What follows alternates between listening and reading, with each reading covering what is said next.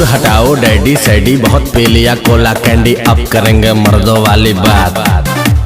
खूब पियेंगे beer share, साथ में लेके सेक्सी डियर, पार्टी चलेगी सारी रात। अरे प्यास अपने अंदाज में बोला। दूर हटाओ डैडी सैडी, बहुत पी लिया कोला कैंडी, अब करेंगे मर्दों वाली बात। खूब पियेंगे बियर सियर, साथ में लेके सेक्सी डियर, पार्टी चलेगी सारी रात। लवंडिया लवंडिया लवंडिया लंदन से लाएंगे, रात भर डीजे बजाएंगे। लौंडिया लंदन से लाएंगे, रात भर डीजे बजाएंगे।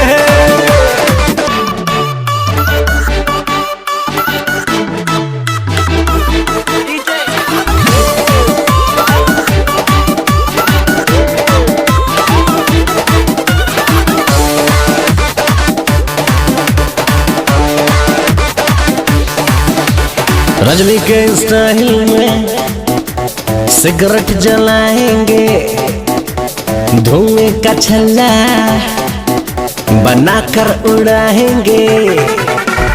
रजनी के स्टाइल में सिगरेट जलाएंगे, धुएं का छल्ला बनाकर उड़ाएंगे।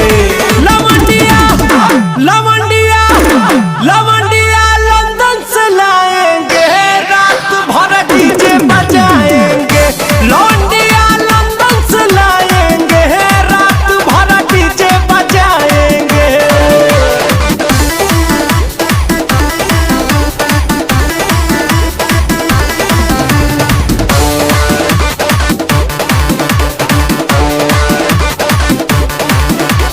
अंग्रेजी बेबी को देसी पिलाएंगे, भोजपुरिया गानों पे ठुमका लगाएंगे।